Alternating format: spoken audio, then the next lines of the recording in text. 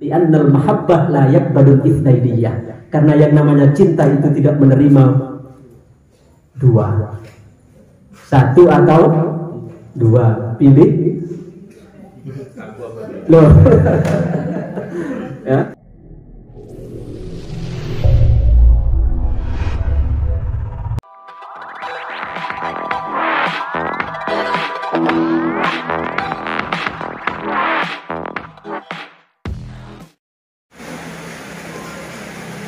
Bismillahirrahmanirrahim. Assalamualaikum warahmatullahi wabarakatuh.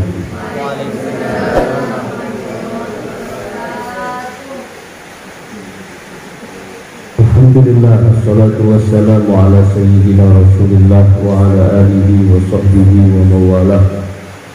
Subhanaka la ilma lana illa ma 'allamtana innaka antal alimul hakim. Subhanaka la fahma lana illa ma fahamtana innaka antal jawwadul karim. Rabbana iftah bainana wa baina qaumina bil haqqi wa anta khairul fatihina. Tsumma amma ba'du. Alhamdulillah, kita bersyukur pada Allah Subhanahu wa taala pada hari ini di tahun baru 2023, hari Senin 2 Januari kita insyaallah memulai kajian kitab tafsir Al-Jilani. Ini tidak lepas dari pengawasan dan dari pantauan Syekhina Syekh Fadil Al-Jilani. Tadi malam atau dari malam bila nawa beliau di sepertama izin untuk ngamulai hari mungkin kajian kitab tafsir Al-Jilani itu. Alhamdulillah beliau itu merestui dan sangat senang sekali seraya mendoakan muka-muka kita rapi seikut dalam kajian itu dia barokana Syekh Abdul Qadir Al-Jilani. Sekaligus beliau menyampaikan salam ke kita rapi secara umum dan secara khusus ke Ustazah dia. Itu rekamannya boleh kirim dari voice dari beliau. Setidaknya bila masuk ke pembahasan tafsir, tentu perlu beberapa hal boleh sampaikan. Yang pertama, penemuan kitab tafsir Al-Jilani itu memang bukan selesai dalam waktu setahun 2 tahun. Karena kitab tafsir itu sempat hilang lambuknya bendungan tahun. Jadi kitab itu sempat hilang lambuknya bendungan tahun. Kemudian beliau Maulana Syekh Fadil Al-Jilani itu telah melakukan perjalanan pencarian lebih dari 50 perpustakaan satunya yang beliau kunjungi yang ada di 20 negara. Jadi bukan main-main selama 32 tahun pencarian beliau. Jadi bukan pekerjaan saya cek-cek, betul-betul menguras waktu, menguras tenaga. Jadi itu mukaddimahna bila sebutkan mengenai itu sangkuna pada tafsir Jilani. Nah, sekian dina bila saya versi saya bahasa Arab bentuk. Kita mulai 2012 masih dulu waktu pertama kali kenal ke beliau. Jadi itu beliau menyebutkan dalam mukaddimahna baca 1-3 bulan lagi saya kita nama tafsir. Jadi beliau minta Bismillahirrahmanirrahim. Walaqad zurtu hawalai khamsina maktabatan rasmiyatan. Aku telah mencoba menziarahi, mengunjungi lebih dari 50 perpustakaan resmi. Ya, sampai ke bulan ini.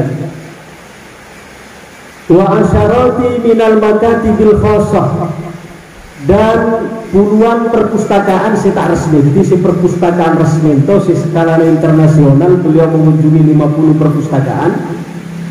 Sedangkan untuk perpustakaan tak resmi itu tak ada Pak Jumlah, saking banyaknya.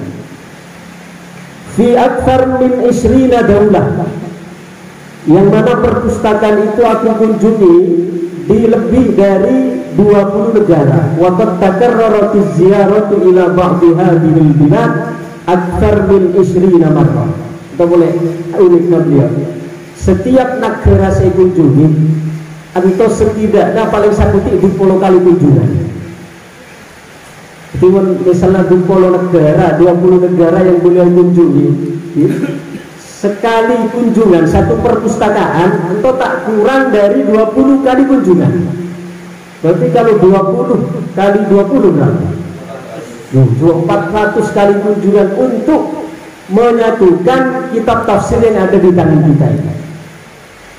Ya, maka ketika beliau menyampaikan di sini, saya pun beliau kitab tafsir Al-Jilani ini bagi beliau tidak ada nilainya di dunia ini.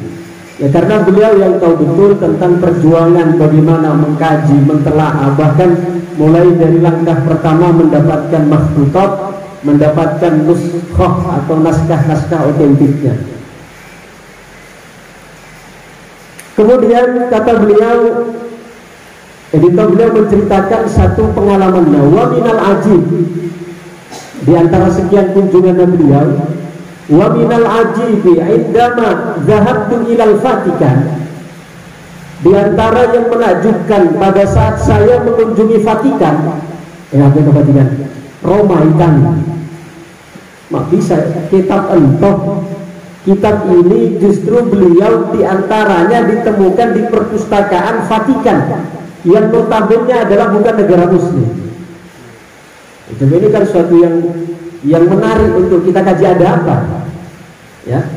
Wa minal ajibi annani 'indama dhahabtu ila al-Vatikan lil bahthi an mu'allafati syaikhi fi maktabatiha al-mashhurah wa athna'i dukhuli li dawlatil Vatikan sa'alani muwazzaful jawazat an sababi ziyarati.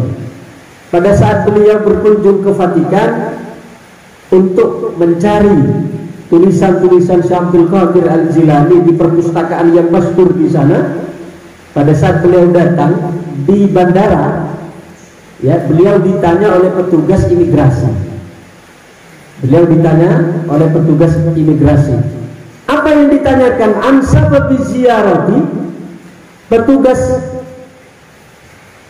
imigrasi menanyakan kepadaku tentang untuk apa tujuannya ziarah atau berkunjung ke Vatikan. Fa'ajabahu sadiqil Itali alladhi kana yurafiquni annani abhath an kutubi jaddi Al-Jilani. Maka kemudian teman beliau yang mendampingi beliau, yaitu yang orang Italia asli, karena beliau didampingi oleh salah satu temannya yang menguasai bahasa Itali, penduduk pribumi.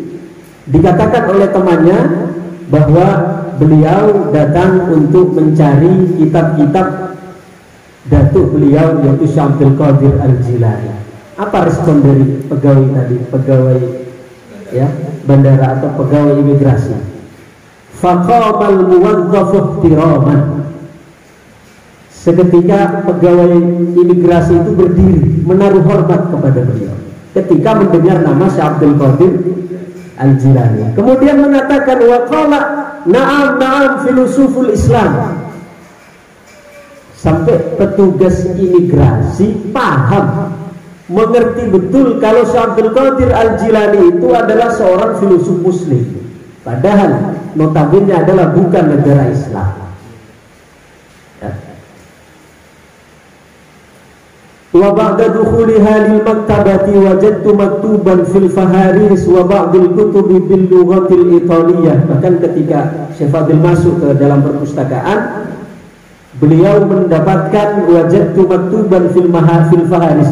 Beliau mendapatkan tertulis pada katalognya, pada katalog perpustakaan, wa ba'dil kutub bil lughatil italiyah. Di situ tertulis katalog tersebut dengan menggunakan bahasa Italia. Apa di sana? Filusuful Islam wa bil lughatil arabiyyah Syekhul Islam wal Muslimin. Jadi di situ ditulis dengan katalog Syekh Abdul Qadir Jilani adalah merupakan seorang filosof Islam, pakar bahasa Arab, Syekhul Islam wal Muslimin. Ini pengakuan tersebut hadir dari orang yang notabene bukan non-muslim. Jadi kan kita malu jika tafsir ini orang non-muslim saja menyimpan naskah-naskahnya, sedangkan kita yang notabene sebagai orang muslim justru tidak mengenalnya.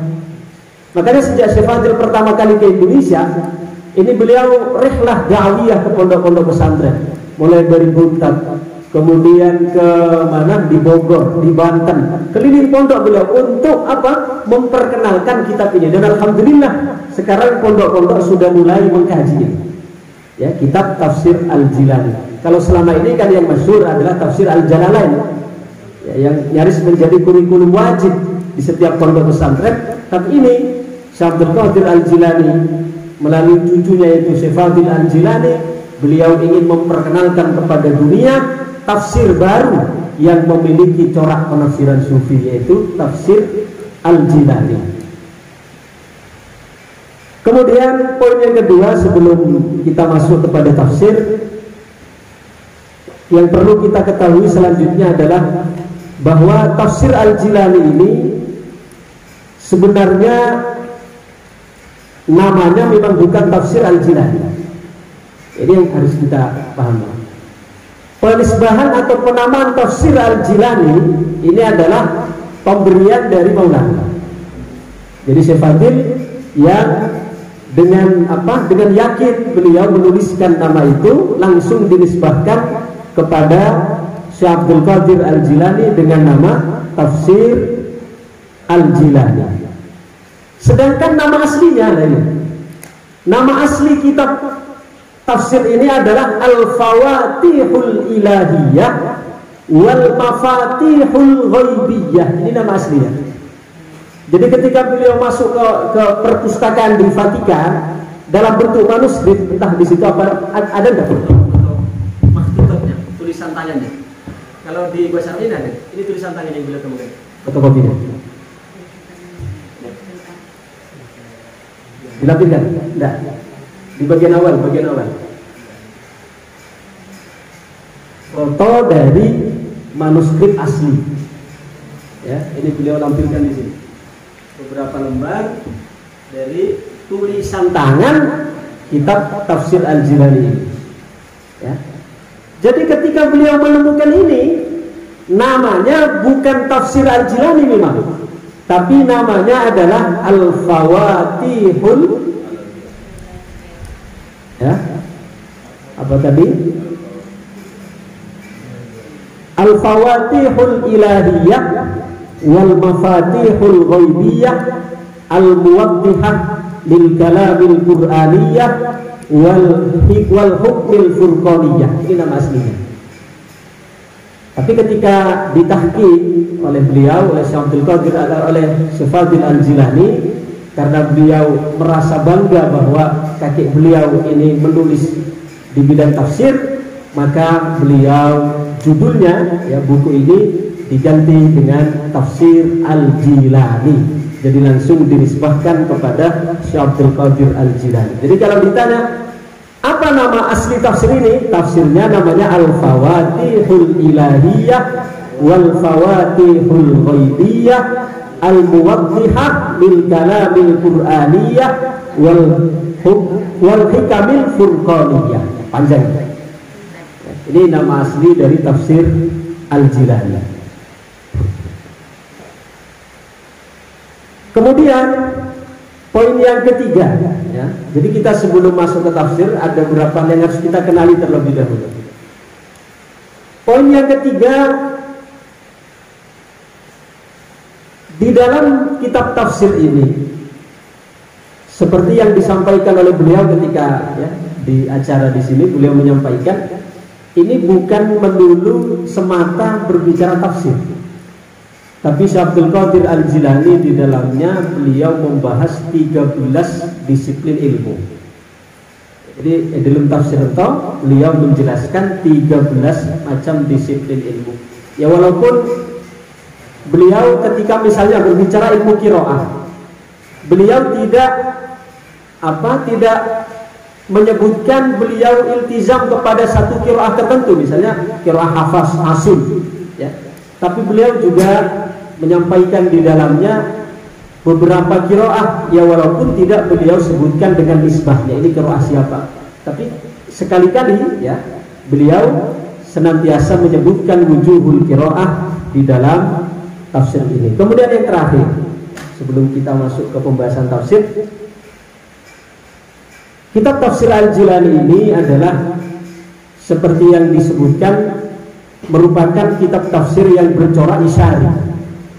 Isyari maknanya adalah penafsiran secara eksplisit, ya, penafsiran secara eksplisit atau penafsiran secara tersirat.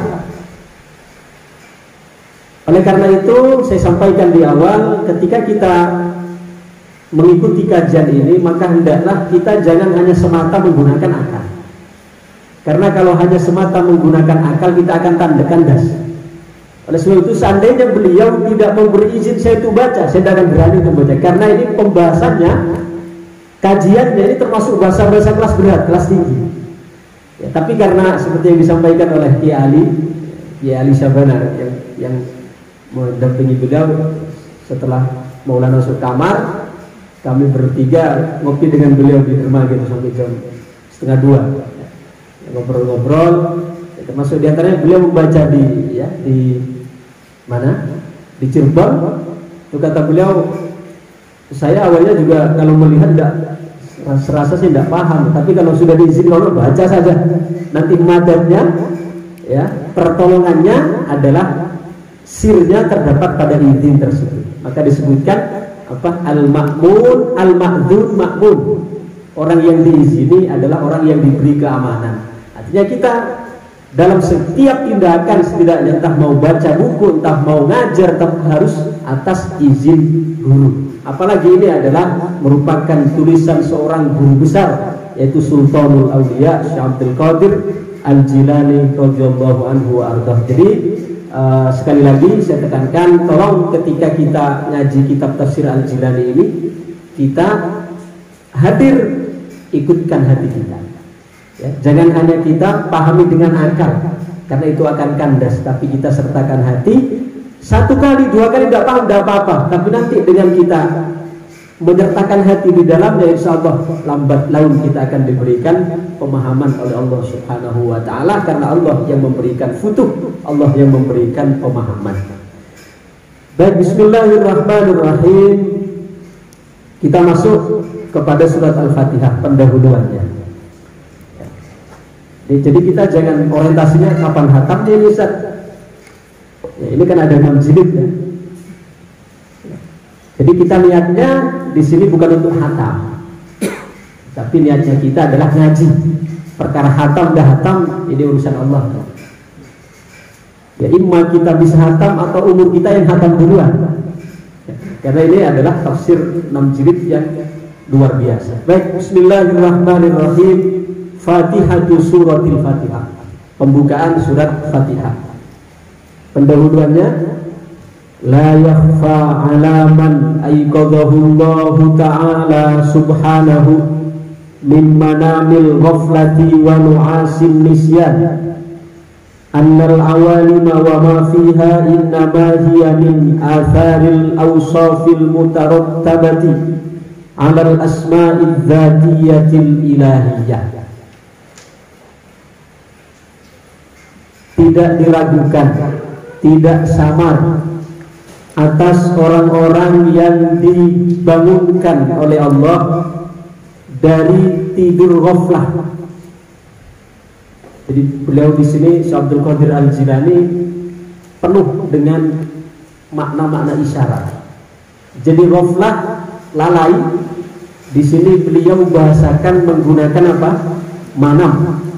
Ghaflah itu beliau bahasakan dengan tidur. Sedangkan wanu'asin nisyan, dan orang-orang yang ngantuk dari lupa. Jadi lupa itu oleh beliau ditasbih, diserupakan dengan ngantuk, ya dengan ngantuk. Sedangkan lalai diserupakan oleh beliau dengan tidur. Jadi ini pembahasan yang sangat dalam sekali ya. tidak samar atas orang yang Allah bangkitkan dari tidur ghaflah dan ngantuknya lupa.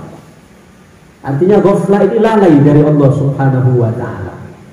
Karena kata Imam Abdul Ghani An-Nabulsi, beliau menyebutkan sebenarnya maksiat itu tidak ada. Yang ada itu adalah hati yang ghaflah. Karena ketika hati ghaflah, disitulah ada maksiat. Karena apakah mungkin terbayang bagi kita ada orang bermaksiat tapi hatinya zikir? Mustahil. Adanya orang melakukan maksiat itu adalah natijah, itu adalah hasil, itu adalah buah dari akar yang tumbuh di dalam hati, yaitu hati yang ghaflah. Ketika hati ghaflah, muncullah di situ maksiat. Tapi sebaliknya, ketika hati zikir, disuruh muncullah taat. Maka di sini beliau mentasbih, menyerupakan ghaflah itu sebagai tidur, sedangkan lupa itu beliau serupakan dengan ngantuk. Berarti mana lebih dasar, lupa dengan ngantuk? Lupa dengan ngantuk apa? Lupa dengan lalai. Lalai.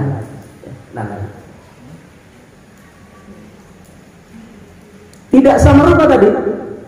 Annal awalima wa ma fiha innama hiya min atharil awsafil mutarattabati 'alal asma'id dzatiyah al-ilahiyah. Bahwasanya annal awalim itu jamak dari alam, bahwasanya alam-alam ini, alam yakni alam muluk, karena alam itu ada tiga, ada alam muluk, ada alam malakut, ada alam jabarut. Alam muluk itu alam yang bisa kita temukan dengan panca indera, apa yang bisa kita lihat, apa yang bisa kita dengar, apa yang bisa kita raba, namanya alam muluk ya. Sedangkan yang kedua alam malakut. Alam malakut adalah alam yang tidak bisa kita raba, tidak bisa kita dengar dengan telinga, tetapi alam yang ada di balik alam nyata ini. Jadi ada alam muluk. Alam muluk ini disebut juga dengan alam alam syahadah. Alam syahadah, alam nampak ya, alam kasar. Sedangkan alam malakut ini alam samar, jenisnya malaikat, akhirat, surga, neraka, ini masuk alam malakut. Sedangkan yang ketiga alam jabarut. Alam jabarut ini alam ketuhanan ya, yang lebih halus lagi ya. Jadi kalau alam malakut saja kita tidak menjangkau, apalagi kepada alam jabarut. Annal awalima wa ma fiha innama hiya min atharil awsaf al mutarattabah 'alal asma'id dzatiyah al ilahiyah. Ya, kita pelan-pelan memahami bahwasanya alam-alam ini itu berikut yang ada di dalamnya. Alam muluk apa di dalamnya? Dunia. Di dalamnya apa? Ada gunung, ada bangunan, ada pasar dan seterusnya. Innama hiya min atharil awsaf, tidak lain itu semua adalah merupakan asar. Apa asar? Bekas atau sisa, dampak dari nama-nama zat Allah Subhanahu wa ta'ala. Alam ini adalah karena asar, bekas dari nama-nama Allah Subhanahu wa ta'ala. Li'annal athar yadullu 'alal mu'athir, karena yang namanya bekas itu menunjukkan ada yang memberikan kesan di situ. Contoh begini, umpamanya di sini pagi-pagi kita bangun, di sini ada jejak kucing. Maka adanya atharul kitab ya. Jejak kucing di sini menunjukkan ada apa? Ada kucing yang lewat. Nah demikian alam semesta ini, adanya gunung, adanya bumi, adanya hidup, adanya mati, adanya sehat, adanya sakit, adanya kaya, adanya miskin, itu semua adalah merupakan athar dari asma adzatiyah. Contoh sekarang ada makhluk, adalah athar dari nama Allah Al-Khaliq. Tidak sih?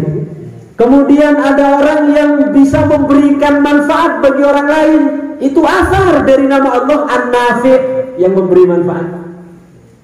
Ada orang yang kaya, itu adalah asar dari nama Allah Al-Ghani, yang bukan Al-Mughni, yang memberikan kekayaan. Ini, jadi kalau kita lihat apapun yang kita lihat, ada kalau yang terbang. Juga asar dari asma Allah Subhanahu wa ta'ala apa? Asar khaliq, asar mubti. Mubti menciptakan tanpa contoh.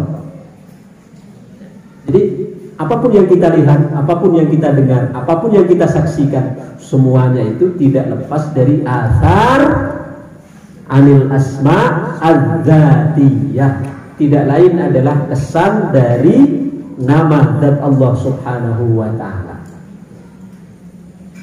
Idzlidzati fi kulli martabatin min maratibil wujud ismun khasun wa sifatun makhsusah laha atharun makhsus. Karena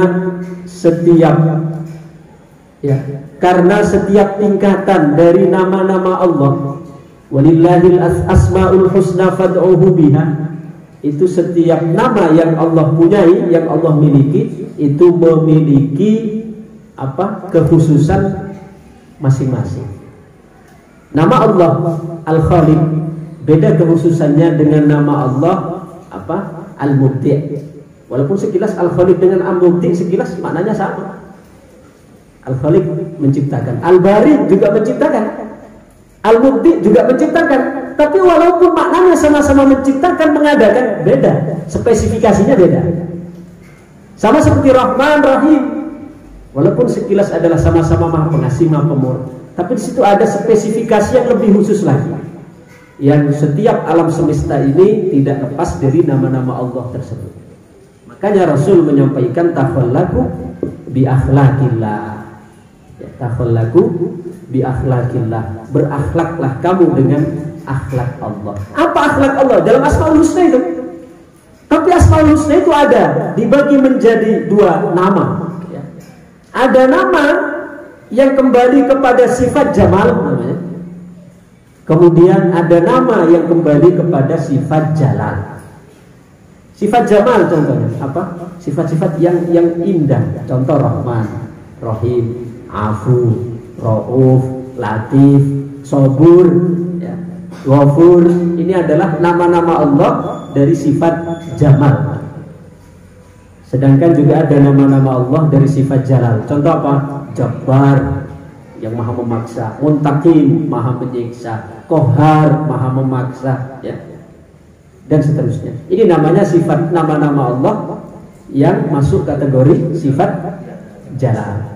Jadi dari sabda Rasul tadi, takhallaku bi akhlaqillah, berakhlaklah dengan nama-nama, dengan akhlak Allah. Yang dimaksud adalah dengan nama jalal, jamal. Bukan dengan nama jalan. Apa tadi sifat jamalnya Allah? Allah Maha Pengasih. Berakhlaklah kita dengan sesama memiliki sifat pengasih. Allah Maha Afu, Ghafur, Pemaaf. Maka berakhlaklah kita seperti akhlak Allah, Afu, Pemaaf. Ya. Kemudian Allah Maha Latif, Maha Lembut. Dengan sesama berakhlaklah dengan akhlak Allah, Latif juga lembut. Tapi jangan mengambil nama Allah yang jalal, karena itu bukan wilayah kita. Allah Muntakim, Maha menyiksa, lalu kita pakai itu. Nama Muntakim Allah kita dengan sesama semena-mena, keras, kasar, ya, dan sebagainya. Tidak. Karena untuk sifat jalal bukan untuk takhalluq, tapi untuk ta'alluq. Ya, untuk sifat jalal itu untuk takhalluq. Apa takhalluq? Untuk kita terapkan, dijadikan akhlak. Sedangkan untuk sifat jalal, Allah Maha sombong, Maha penyiksa, Maha perkasa, Maha memaksa dan sebagainya. Itu bukan untuk litakhalluq, wa innama litta'alluq, sebagai tempat bergantung kita. Kita bergantung pada Allah yang Maha memaksa, kita bergantung pada Allah yang Maha, ya, yang Maha menyiksa dan sebagainya. Jadi untuk sifat jamal itu untuk takhalluq, untuk sifat jalal itu untuk apa? Untuk ta'alluq, sebagai tempat bergantung. Hakadha bin nisbati ila jami'i maratibul wujud, ila jami'i maratibil wujud. walau habbatan wa dzarratan wa tarfatan wa khatratan. Jadi bahkan kata beliau, setiap tetes, setiap lintasan, setiap benih sakabdina semuanya memiliki ikatan dengan asma Allah Subhanahu wa taala. Jadi tidak ada berarti di alam semesta ini yang lepas dari asma Allah Subhanahu wa taala. Ada daun jatuh, apa? Wa indahu mafatihul ghaibi la ya'lamuha illahu wa ya'lamu ma fil barri wal bahr. Wa ma tasqutu min waraqatin illa ya'lamuha. Wa la habatin fi dhulumatil ardi wa la ratbin wa la yabisin illa fi kitabim mubin. Tidak ada yang nyampe sana adik-adik. Surat An'am, ya. Wa indahu mafatihul ghaibi. Nah, ini kitabnya kan mafatihul ghaibi. Wa indahu mafatihul ghaibi, dan milik Allah lah kunci-kunci ghaib. La ya'lamuha illahu, yang tidak ada yang tahu kecuali Allah. Wa ya'lamu ma fil barri wal bahr. Allah tahu apa yang ada di laut, apa yang ada di darat. Wa ma tasqutu min waraqatin, tidaklah ada sebuah daun pun, daun sebung sececer pun, illa ya'lamuha, kecuali diketahui oleh Allah Subhanahu wa taala. Wala habbatin, tidaklah sebuah atom, sebuah zarrah, fi dzulumatil ardi, di kegelapan bumi, wala ratbin wala yabisin, suatu yang basah yang kering, illa fi kitabim mubin, kecuali semua ada di dalam kitab yang nyata. Maknanya ada di kitab yang nyata apa? Maknanya semua ada di dalam ilmu Allah. Maknanya ada di ilmu Allah, semua ada hubungannya dengan asma Allah Subhanahu wa taala. Ini yang dimaksud tadi, wa hakadha bin nisbati ila jami'i maratibil wujud walau habbatan. Walaupun satu benih, satu zarrah, satu torfah, satu kedipan, satu khatrah, satu lintasan, semua itu ada hubungannya dengan asma Allah Subhanahu wa taala.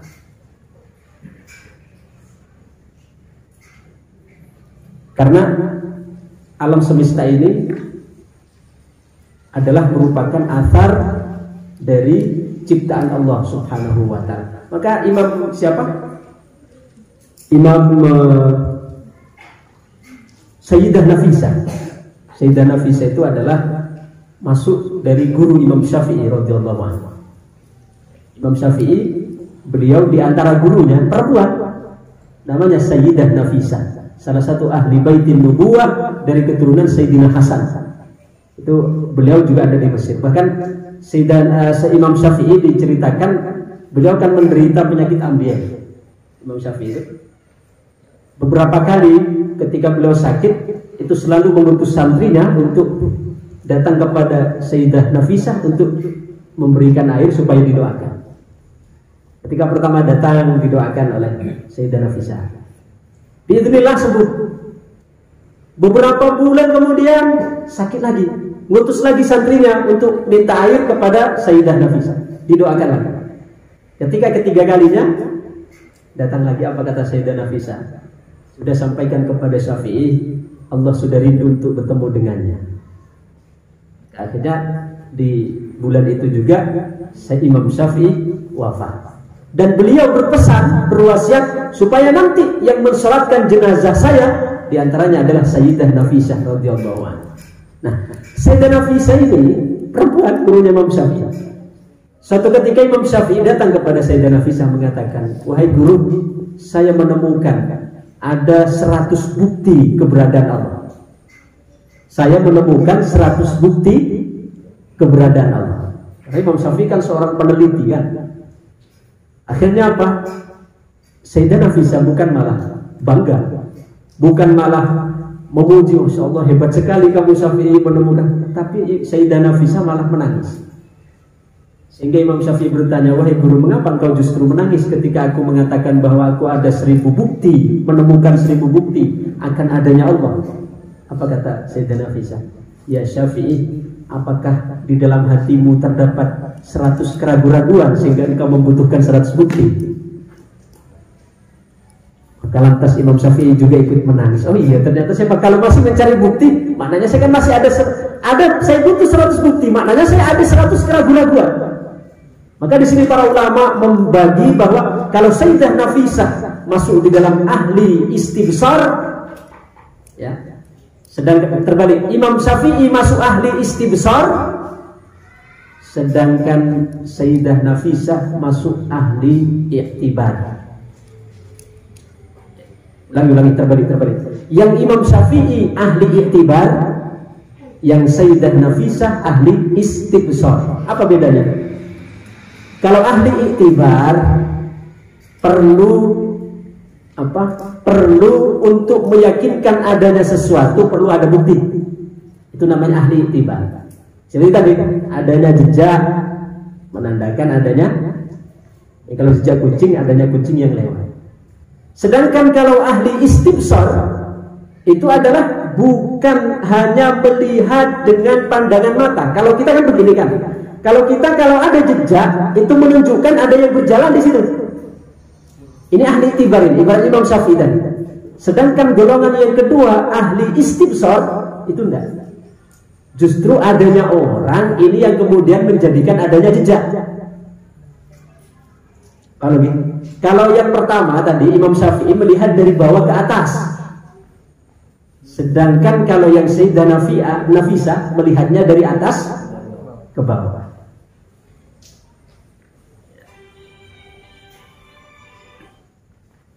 Ini yang dimaksud tadi apa? Segala sesuatu ini adalah nisbah yang disandarkan kepada Allah Subhanahu wa taala. Makanya di dalam ilmu tauhid, apa bedanya antara ahad dengan wahid? Wahid dengan ahad. Apa bedanya? Ini dalam surat Al-Ikhlas, qul huwallahu. Kenapa ahad tidak qul huwallahu wahid? Coba, wahid itu artinya apa? Satu ahad. Hah? Esa. Terus Esa dengan satu apa bedanya? Coba kita setiap hari loh baca ini. Ya. Wahid dengan ahad. Coba perhatikan. Wahid dengan ahad. Kalau wahid itu sudah ada bilangan. Wahid itu kan adat. Ya, wahid itu adat, bilangan. Coba kalau kita berhitung, pasti kita nyebutnya wahid, itsnin, salasah, bukan ahad. Karena ahad itu bukan adat. Ahad itu bukan bilangan. Nah, sekarang kalau ahad, wahid itu digunakan untuk menyebutkan asma Allah ketika sudah ada makhluk. Ketika Allah sudah menciptakan makhluk, berarti kan sudah ada adat. Sudah ada satu, dua, Allah satu, makhluk dua, dan seterusnya. Maka disebutkan dengan wahid. Lagi. Sedangkan sebelum Allah menciptakan makhluk, maka Allah disebut ahad, tunggal. Tunggal itu bukan bilangan. Qul huwallahu ahad. Katakanlah Allah adalah tunggal. Karena konteksnya ini berbicara tauhid yang dimana belum Allah menciptakan apapun, belum ada apapun di sini. Makanya disebut dengan wahid. Kemudian yang menyebutkan wahid apa di dalam Quran?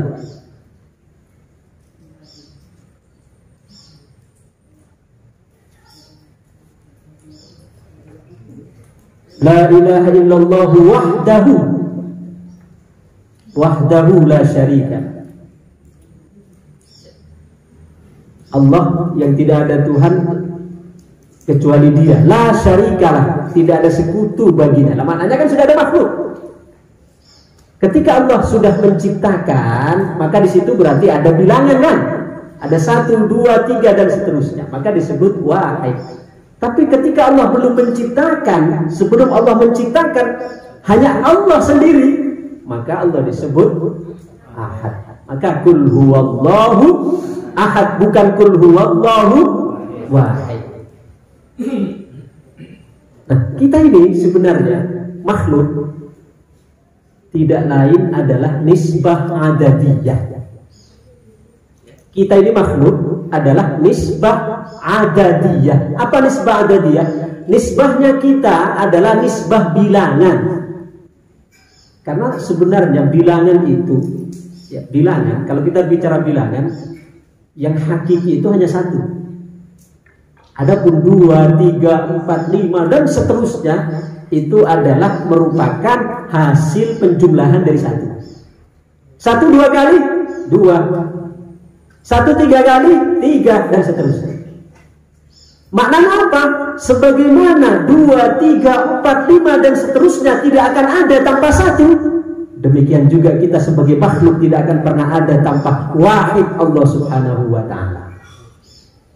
Jadi nisbah kita adalah nisbah adadiyah. Berarti seandainya, maka saya punya kitab kecil namanya Al-Kahfi war-Raqim karangan Imam Abdul Karim Al-Jili yang menjelaskan tentang ini. Beliau memberikan pendekatan seolah-olah angka ini bisa berbicara. Kata angka 2, saya ini walaupun 2, tapi saya ini tidak ada. Karena saya 2 adalah karena engkau 2 kali, 1 tambah 1. Akhirnya adalah aku yang kedua. Kita sebagai makhluk ini adalah merupakan hasil dari ciptaan Allah Subhanahu wa ta'ala. Ya, dari ciptaan Allah adalah yang disebut kita, yang disebut makhluk. Kemudian yang selanjutnya di dalam Aqidatul Awam, di sini dikaji Aqidatul Awam. Di sana kan ada saya begini. Fallahu mawjudun qadimun baqi. Terus mukhalifun lil khalqi bil itlaqi. Coba saya menggunakan pendekatan nahwu. Kenapa di dalam nadhamat ini fallahu mawjudun? Padahal mawjud itu dalam ilmu nahwu menggunakan wazan maf'ul. Sedangkan mustahil Allah itu adalah ala wazni maf'ul, karena Allah adalah fa'il alal hakiki. Coba saya memukul Pak Rasi. Saya kan ad-dhar, yang memukul kan Pak Rasi madrub, yang dipukul. Sedangkan kalau ikut tadi fallahu mawjudun, kenapa tidak menggunakan fallahu wujudun? Harusnya kan fallahu wujudun kan? Coba kalau sekilas kita maknai secara bahasa fallahu mawjudun, Allah berarti masa Allah diadakan? Seharusnya Allah adalah yang mengadakan wujud. Tapi di sini pengarang menggunakan fallahu mawjudun. Apa salah tulis? Tidak. Sebenarnya mawjud di situ bukan berarti maka ini saya sampaikan supaya kita tidak salah paham, bukan berarti Allah itu adalah diadakan dari tiada, asya wa kalla. Karena Allah itu adalah wajibul wujud, sedangkan kita ini adalah mungkinul wujud.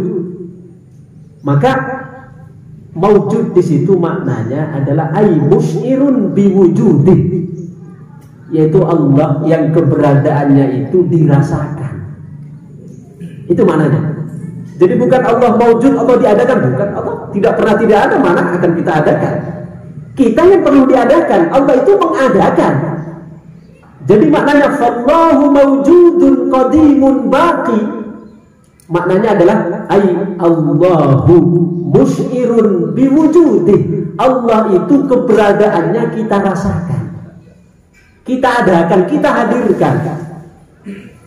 Maka kata Kanjeng Sunan Ampel, beliau punya sebuah ungkapan yang indah sekali. Beliau mengatakan begini: ono iku gumantung maring ilik, ora ono iku gumantung maring lali. Ya, dawuhnya Kanjeng Sunan Ampel. Ono iku gumantung marang iling. Ada itu bergantung pada ingat. Lan ora ono iku gumantung maring lali, tidak ada itu tergantung pada lupa.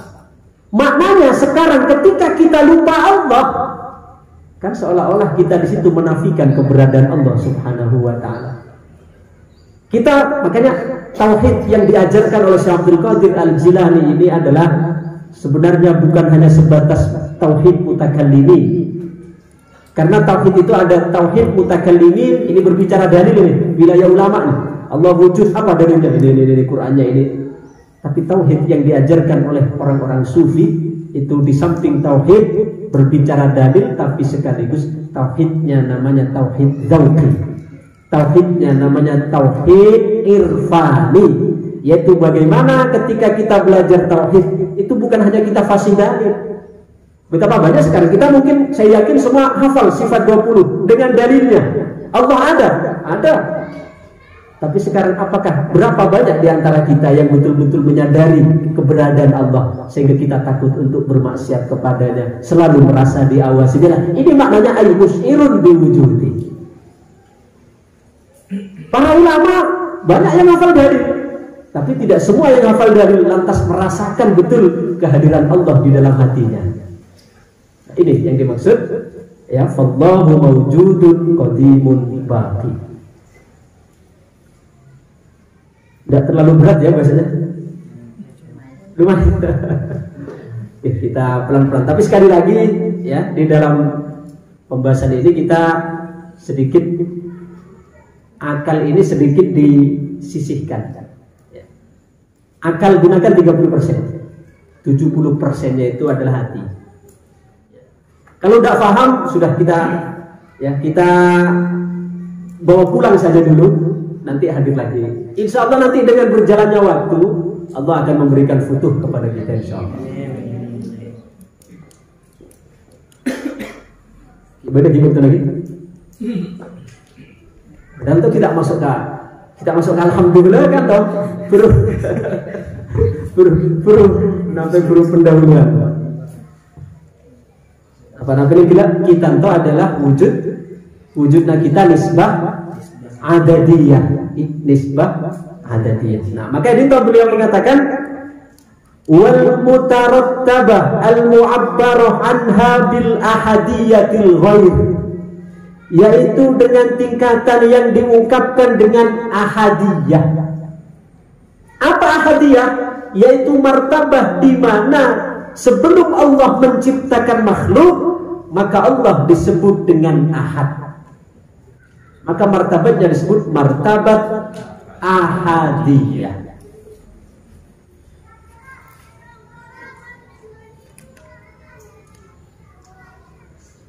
Sedangkan kita itu adalah wa nahnu martabatul adadiyah wal ama.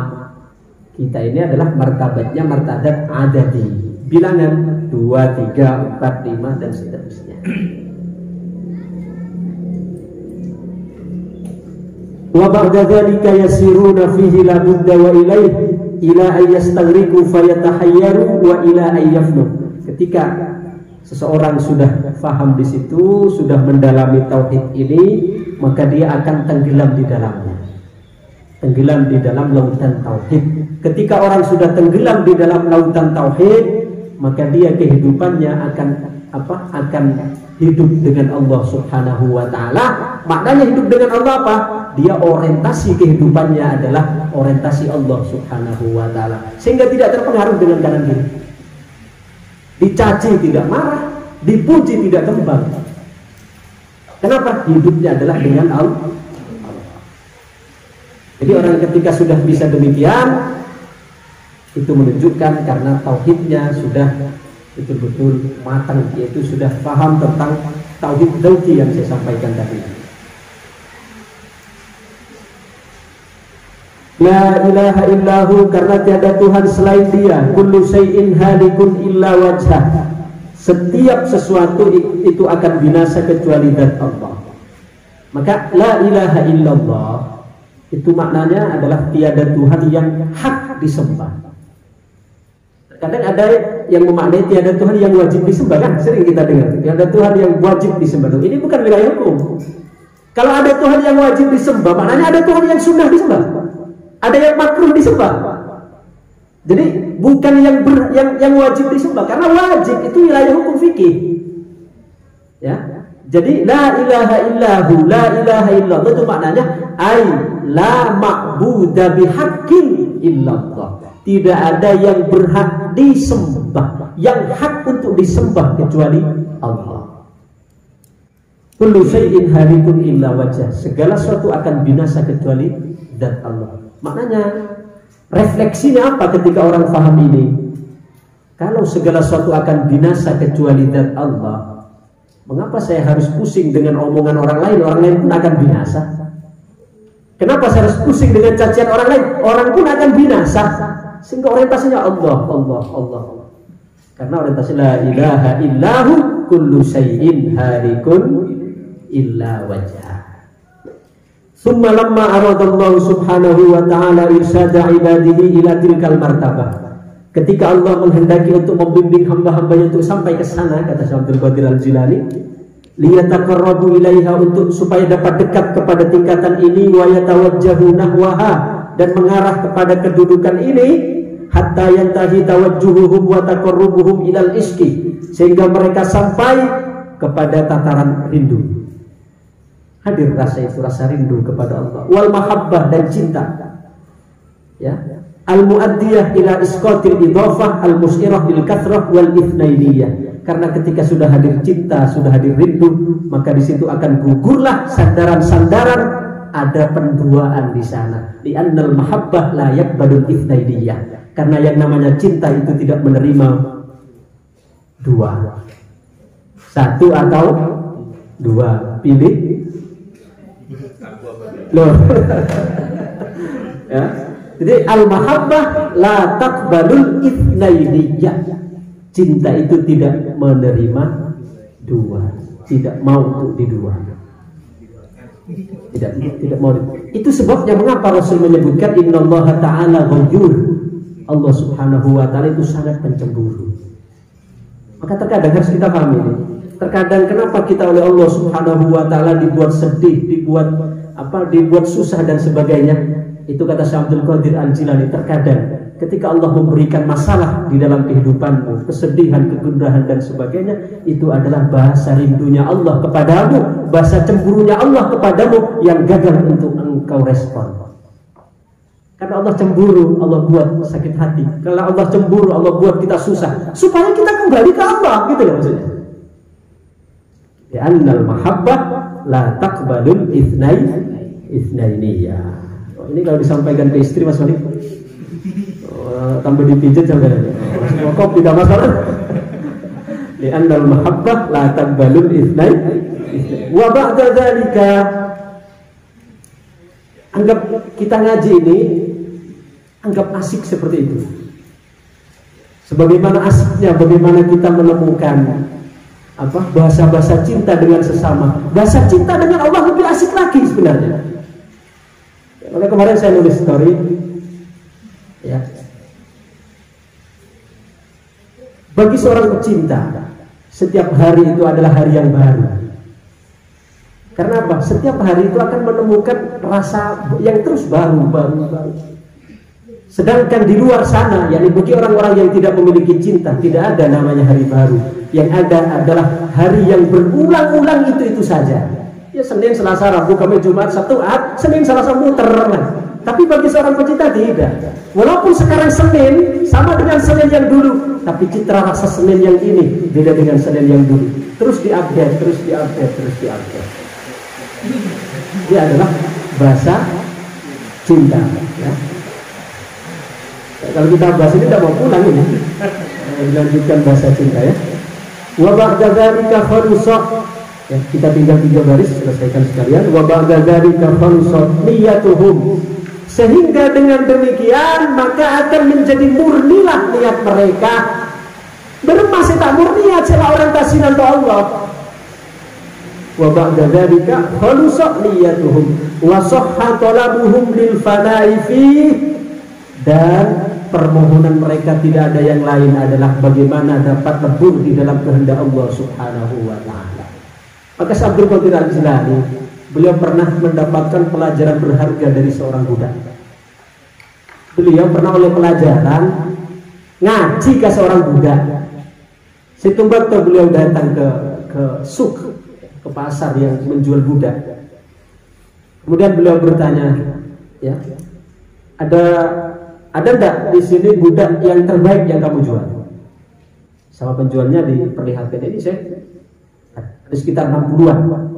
Dilihat satu-satu oleh Syekh Abdul Qadir Jilani. Kemudian beliau mengatakan, apakah ada selain ini? Jadi beliau merasa belum ada yang masuk nominasi dari yang dihadirkan ke pasar. Ada tapi di rumah. Boleh saya ikut? Buat apa saya ini yang baik-baik sudah saya bawa? Di rumah itu adalah sisa-sisa. Abdul Qadir Al-Jilani yang beliau lihat bukan lihat kekuatan fisik, bukan, tetapi ada asrar yang ingin beliau lihat di situ, ada rahasia yang ingin beliau cari. Akhirnya beliau ikut ke rumahnya. Di situ ada beberapa budak yang kelihatannya itu ada yang kadang tertawa sendiri, nangis sendiri. Dilihat oleh Syekh Abdul Qadir Jilani. Ada seorang budak ada di pojokan, ya. Ditanya oleh beliau, "Hada bikam? Ini engkau jual berapa ya?" Kata yang punya itu, "Betul saya sampai mau yang itu." "Iya berapa?" "Ya kalau mau itu saya ambil saja, tidak usah bayar." Artinya saking murahnya bagi dia, bagi majikan apa? Sebelum nilainya sama sekali. Pak kerja berumah, gila-gila katiri, nangis-nangis katiri, tak jelas. Akhirnya oleh Syekh Abdul Qadir Al-Jilani dibawa pulang. Ketika sampai di rumah Syekh Abdul Qadir Al-Jilani, untung budak ini jatuh di tangan budak terbaik, jatuh di tangan majikan yang terbaik juga. Kata Syekh Abdul Qadir Al-Jilani, "Ya gulam, madza turidu an ta'kul?" Wahai hamba, wahai budak, apa yang ingin engkau makan? Kepada mana? Nabi jawaban dari budak tersebut, "Wahai tuanku, bulan akan madan, saya akan makan apapun yang sampean berikan." Kemudian selanjutnya beliau mengatakan, "Madza turidu an talbas?" Apa yang ingin, baju apa yang engkau ingin kenakan? Apa jawabannya? "Haitsu taksuni." Apa saja yang sampean berikan. Kemudian terus, apa kamar mana yang ingin sampean pilih? Sampai ke kamar-kamar nih pemilik. Ki kamar saya nabi boy, saya beri panjenengan. Kamar yang mana saja yang sampean berikan. Bulan tuh hamba tadi pilih nabi. Nangis Abdul Qadir Al-Jilani. Kata beliau, "Ya ulam, betapa beruntungnya jika aku kepada Tuhanku seperti engkau kepada aku." Kita kan nonton kan kau tuh ngatur-ngatur ya Allah nonton. Akhirnya budak digila oleh Syekh Abdul Qadir Al-Jilani, "Engkau telah mengajarkan kepadaku ilmu yang sangat berharga, fa anta hurrun liwajhillah." Maka dibebaskan oleh beliau. Dan karena apa? Karena seorang hamba tersebut sadar tidak punya kehendak di hadapan kehendak majikannya, di hadapan kehendak tuannya. Kita dengan budak tadi dengan tuannya saja begitu, bagaimana lagi seharusnya kita dengan Allah? Kalau saya maksud, wasahha talabuhum lil fana'i fi, karena yang dicari itu adalah hanya dia. Maka ketika Sultan Raja Harun Ar-Rasyid itu memiliki banyak selir dan permaisuri. Suatu ketika Sultan Harun Ar-Rasyid ini ingin menguji dari selir-selir semua, beliau berikan kuncinya, kunci gudang. Kata beliau, "Ini ambil kunci, silahkan kalian buka sendiri dan kalian pilih sendiri ke gudang." Akhirnya semua selir-selirnya, semua permaisurinya itu berlomba-lomba berlari menuju gudang. Tinggal seorang selir yang masih tetap bertahan di sisi Raja Harun Ar-Rasyid. Ini tak terlalu rating lah untuk selir itu.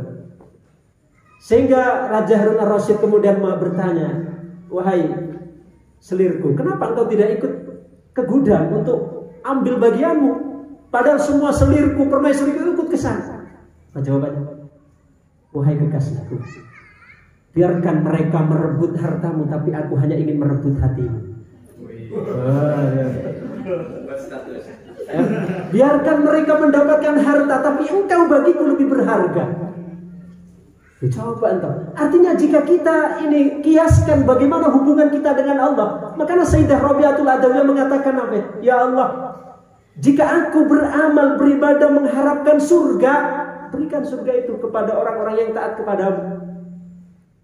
Biarkan sekarang neraka itu membakarku, asalkan di dalam neraka itu ada ridhamu. Coba sampai seperti itu. Karena apa?